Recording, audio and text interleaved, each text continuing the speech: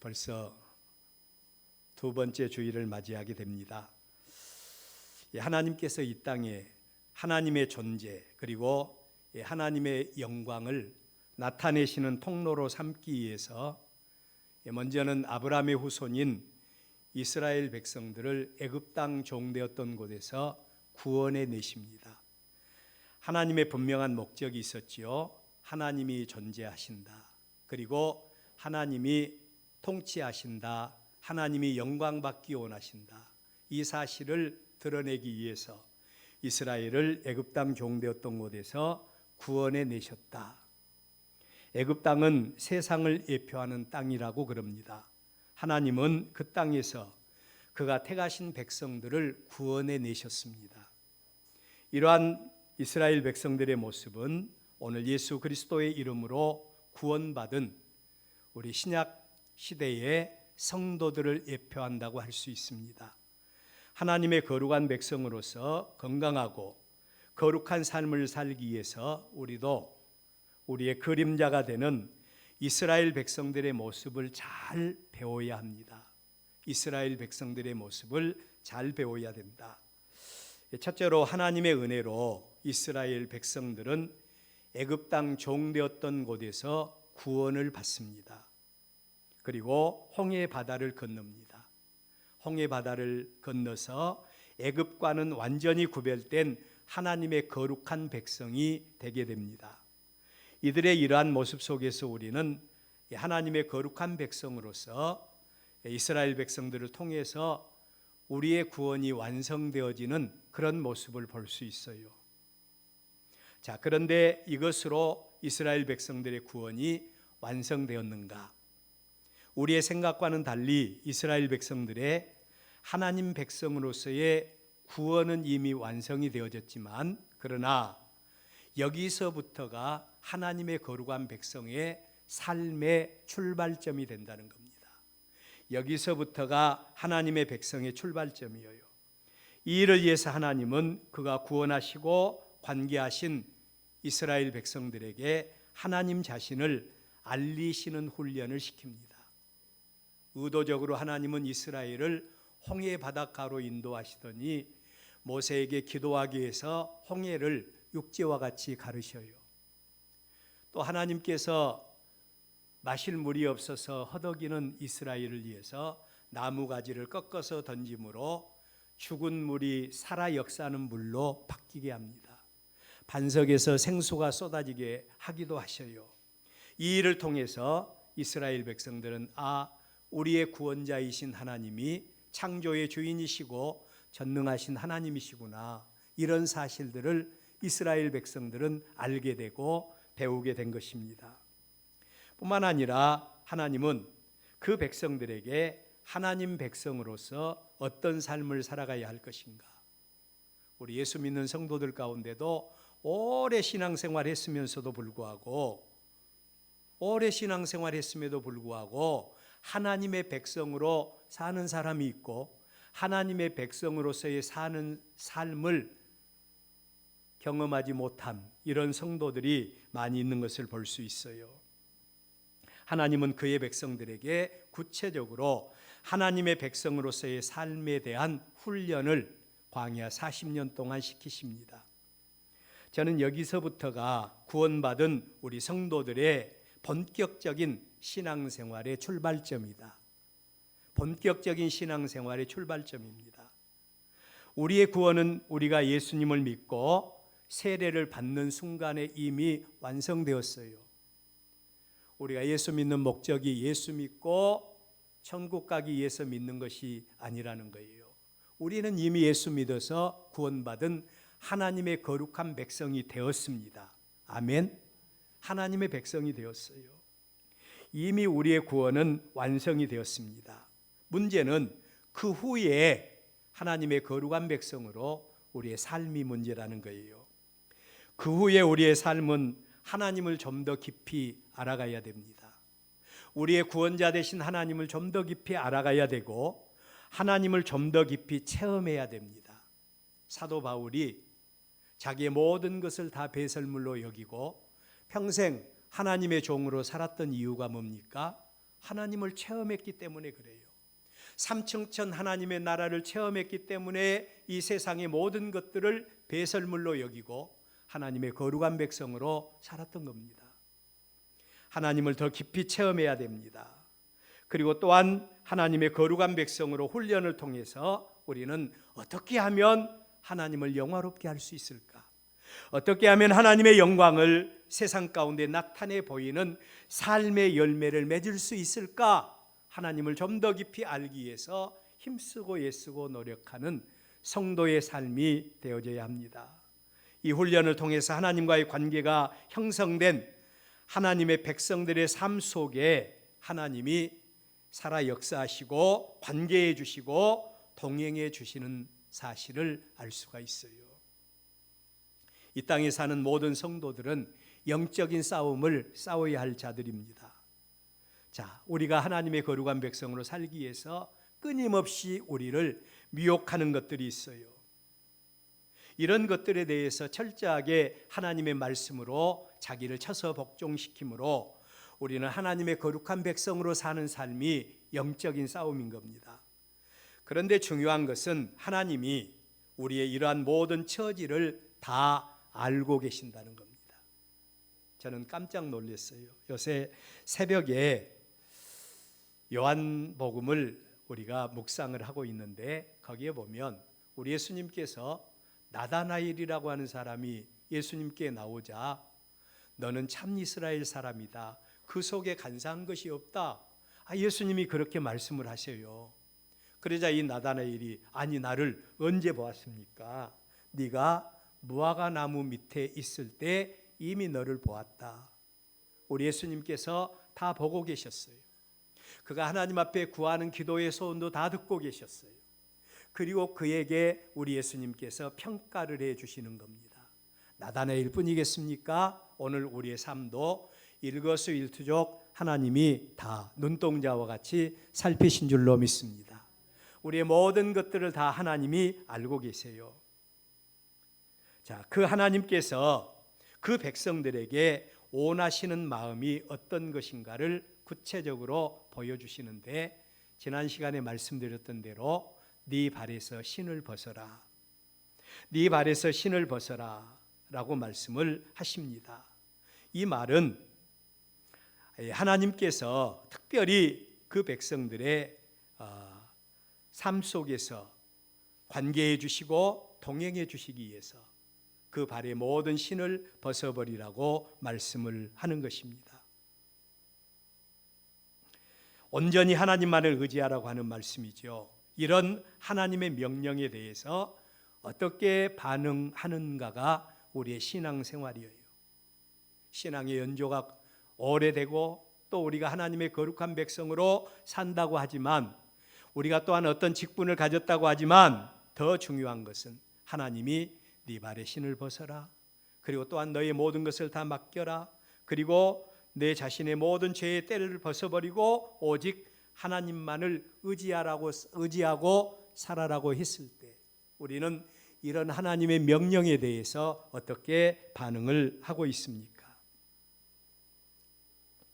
중요한 것은 오늘 우리의 본문 말씀에 여호수아 시대가 마무리가 되고 그리고 또한 또 하나의 시대가 열려지는 그런 아주 매우 중요한 순간입니다. 여호수아가 죽은 후에도 이스라엘 백성들 그것으로 가나안 정복 전쟁이 끝나버리는 것이 아니라 계속해서 진행되고 있는 모습을 보게 됩니다. 우리의 싸움은 그냥 우리가 어느 정도 수준에 이르러서 그것으로 마감될 수 있다 이렇게 생각해서는 안 돼요. 우리의 신앙생활은 우리의 영적 싸움은 우리가 하나님 나라 갈 때까지 계속 이루어져야 할 줄로 믿습니다. 이러한 싸움을 싸워야 할 우리들이 어떤 자세를 취할 것인가? 그 싸움을 위해서 또 우리에게 하나님은 무엇을 요구하고 있는가? 우리는 어떻게 삶으로 하나님의 은혜에 동참할 수 있겠는가? 오늘 1월 두 번째 주일 맞이해서 함께 나눌 하나님의 말씀입니다. 첫째로 하나님께서 그의 백성들에게 위기의 상황과 곤고한 때를 주신 이유가 하나님이 친히 만나주시고 관계해 주시기 위해서다라고 하는 말씀을 제가 많이 드린 적이 있습니다. 여러분, 우리의 삶 속에서 하나님을 믿으면 아무런 근심 걱정이 없고, 하나님을 믿으면 하나님께서 우리의 삶을 책임져 주신다는데, 왜 하나님을 믿고 열심히 신앙생활하고 열심히 기도하는데도 왜 문제가 해결되지 않는가? 우리 이런 마음들을 여러분 마음속에 많이 갖고 있지 않아요? 그런데 하나님께서 우리에게 위기의 상황과 곤고한 때를 주신 이유가 하나님이 만나주시고 하나님이 나의 하나님이 되어주시기 위해서 이런 상황을 연출하신다는 겁니다. 이 땅에서 되어진 일들 가운데 하나님의 섭리가 없이는 되어진 일이 하나도 없다는 거예요. 참고적으로 우리 예수님께서 이러한 하나님의 섭리에 대해서 교훈하신 내용이 마태복음 10장 29절입니다. 제가 읽어드릴게요. 참새 2마리가 한 아사리온에 팔리지 않느냐. 참새 2마리입니다. 참새 2마리가 한 아사리온에 팔리지 않느냐. 그러나 너희 아버지께서 허락하지 아니하시면 그 하나도 땅에 떨어지지 아니하리라. 아주 미물에 처한 이 참새 2마리가 한 아사리온에 팔리는 것도 누가 허락하지 아니하시면요, 하나님이 허락하지 아니하시면 어떤 일도 일어나지 않는다는 겁니다. 그러면서 예수님이 주신 말씀이 31절입니다. 우리 다 같이 한번 읽어볼까요? 31절 다 같이 읽습니다. 시작. 두려워하지 말라. 너희는 많은 참새보다 귀하니라. 아멘. 두려워하지 말라. 너희는 많은 참새보다 더 귀하다고 말씀을 하십니다. 여기서 참새는 아까 말씀드린 대로 생물 가운데 가장 비천한 것인데, 적어도 하나님의 백성인 우리가 누굽니까? 우리는 적어도 하나님께서 천에 하나 만에 하나 택하셨고 예수님의 십자가의 보혈의 피로 값주고 저와 여러분을 사셨다는 거예요.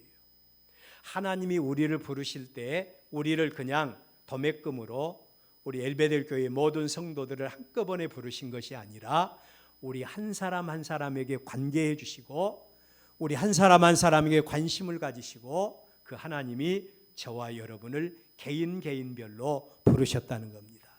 얼마나 존귀한 저와 여러분의 모습이에요.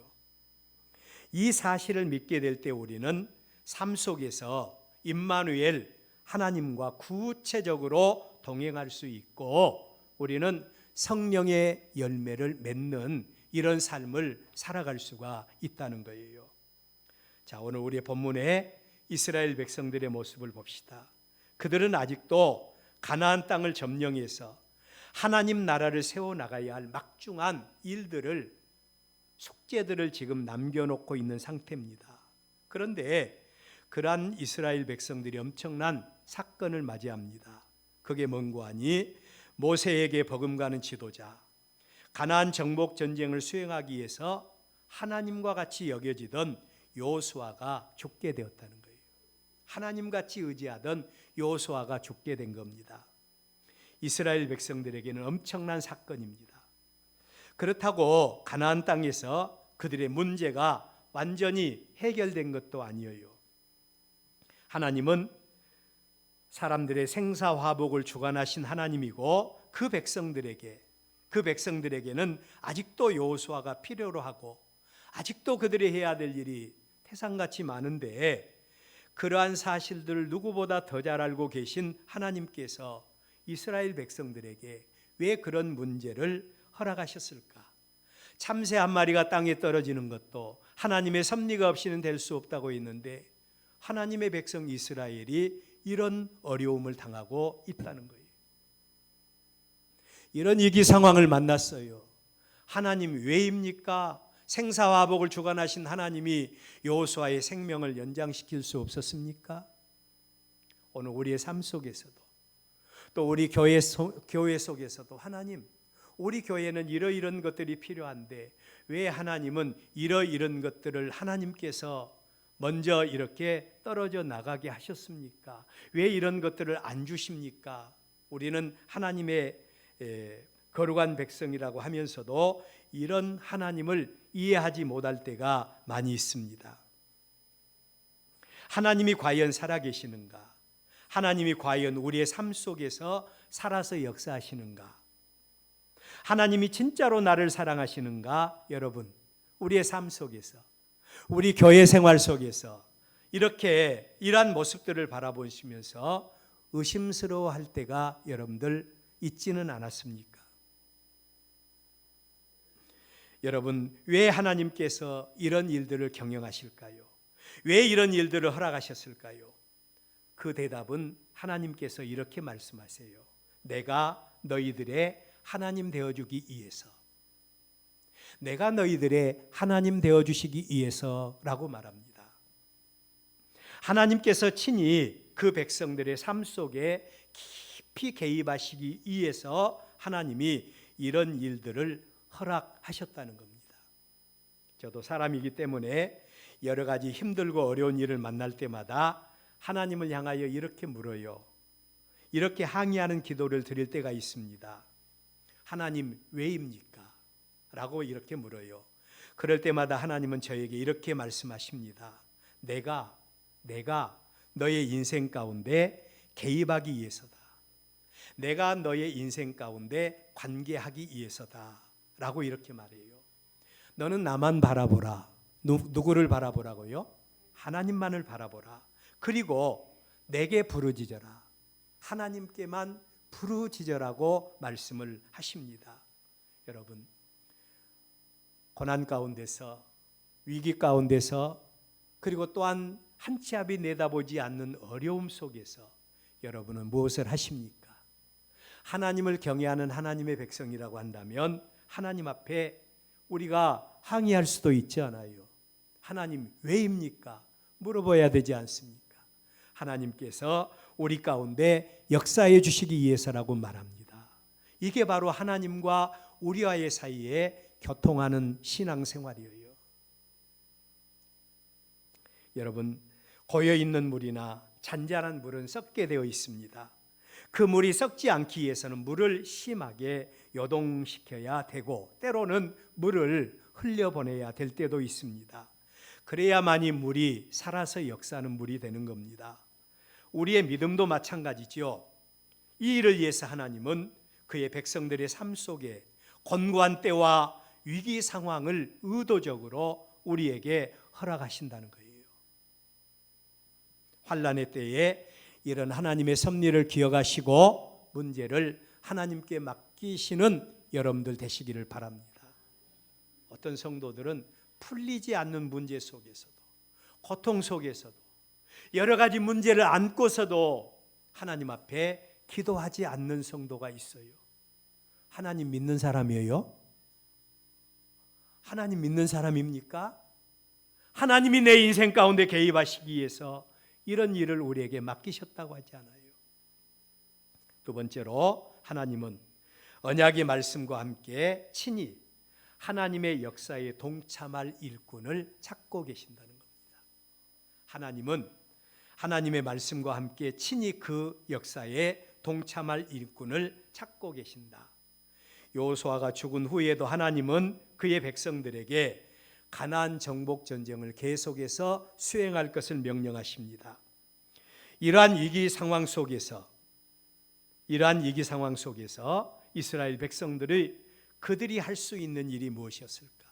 아까 말씀드린 대로 이스라엘 백성들이 적어도 하나님의 거룩한 백성으로 훈련받은 자답게 여호수아는 죽고 그들은 또 해야 될 일은 많고 이런 상황 속에 있지만 그럼에도 불구하고 그 상황 속에서 그들이 하는 일이 있다면 이스라엘 자손이 여호와께 여쭈어 이르되 라고 말씀을 하고 있죠. 이스라엘 백성이 여호와께 여쭈어 이르되, 여러분, 그들이 이 상황 속에서 하나님께 기도하는 모습을 볼 수 있습니다.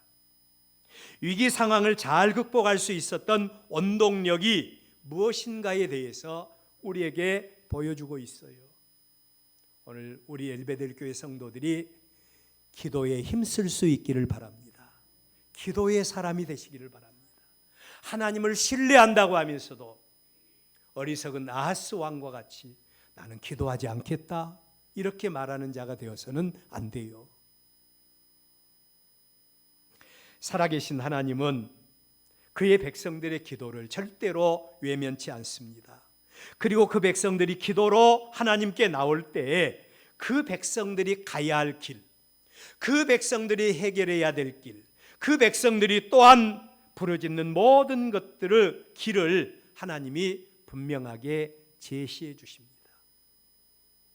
우리나라가 심히 어려운 가운데 있잖아요.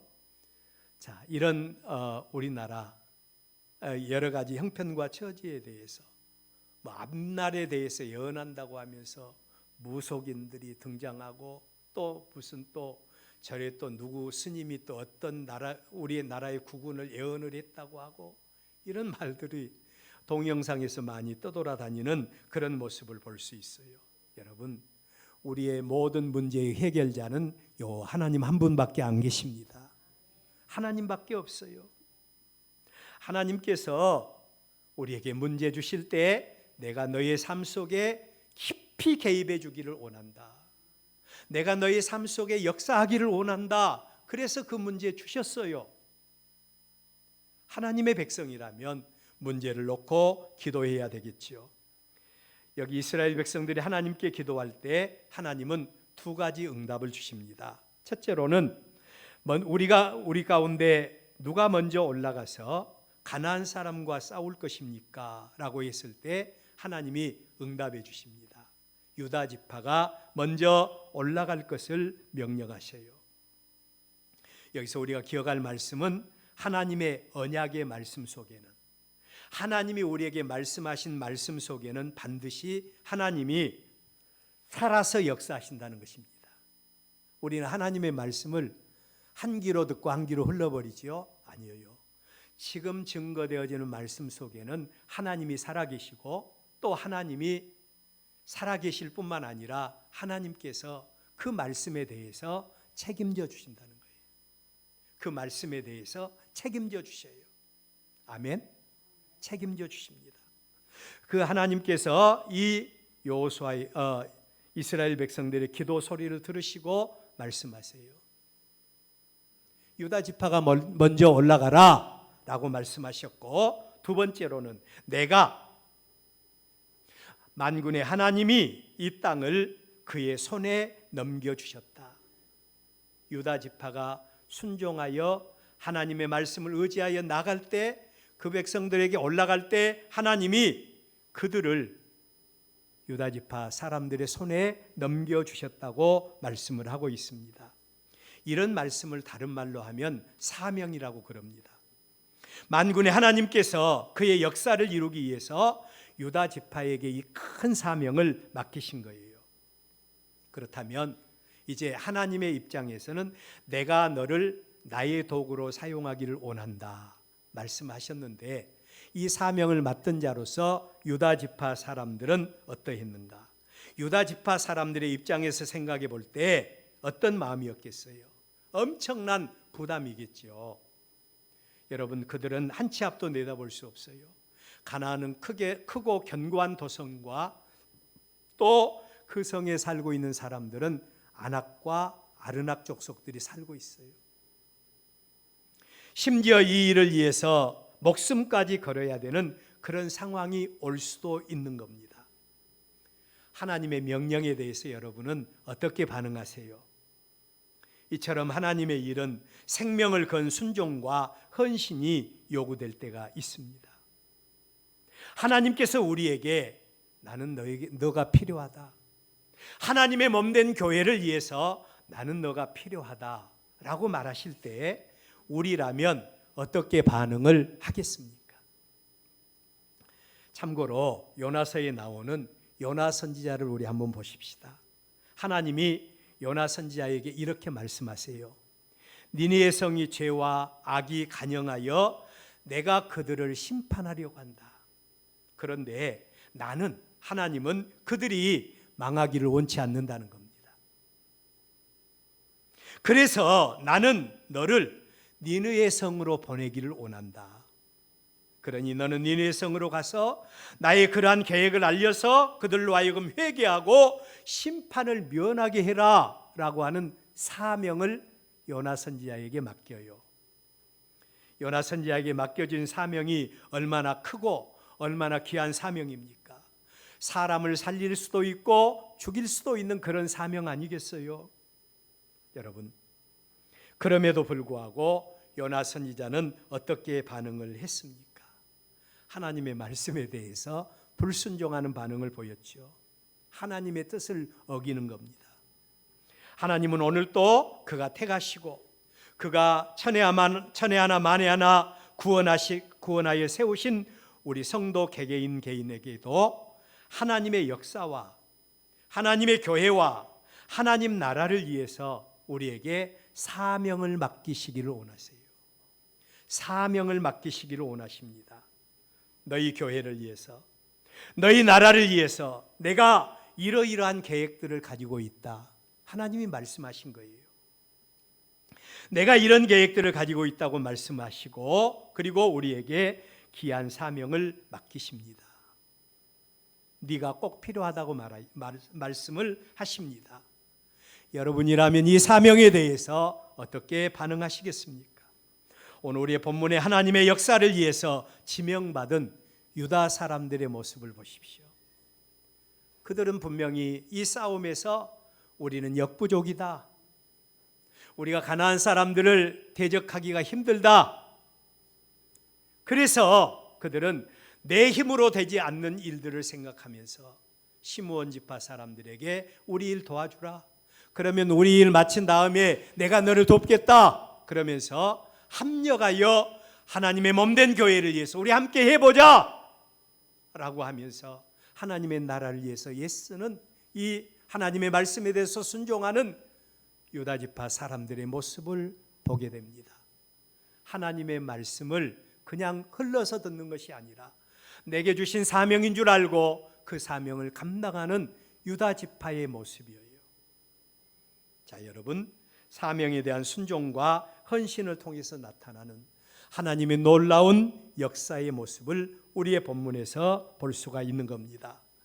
이스라엘은 분명히 위기 상황에 놓여 있습니다.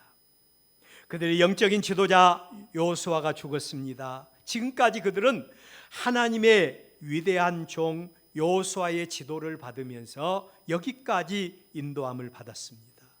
그런데 그 여호수아가 죽었어요. 얼마나 큰 위기 상황입니까? 이런 경우를 예를 들 수 있어요. 우리 교회 담임 목사님이 유고가 생겼어요. 여러분, 어떻게 할 것입니까? 교회적으로는 분명히 위기 상황입니다. 교회가 그냥 흩어지도록, 교회가 그냥 무너지도록 그냥 방치하겠어요? 아니면 어떻게 하겠습니까? 이스라엘 백성들은 위기 상황에 하나님께 기도했고 응답을 받았습니다. 기도하는 하나님의 백성은 망하지 않는다는 사실입니다. 위기 상황 속에서 이스라엘이 하나님께 기도했어요. 그리고 하나님이 이 문제 해결을 위해서 너가 필요하다라고 해서 하나님의 말씀대로 순종을 합니다. 그랬더니 어떤 역사가 일어납니까? 이스라엘의 위대한 영적인 지도자인 여호수아가 살아있을 때도 할 수 없었던 일을, 여호수아가 살아있을 때도 할 수 없었던 일을 여호수아가 죽은 다음에 유다 백성들이 하나님의 말씀대로 순종할 때 기적적인 역사로 결실을 맺게 됩니다. 4절 말씀 우리 다 같이 한번 읽어볼까요? 4절입니다. 다 같이 읽습니다. 시작. 여호와께서 가나안 족속과 브리스 족속을 그들의 손에 넘겨주시니 그들이 베색에서 10,000명을 죽이고, 아멘.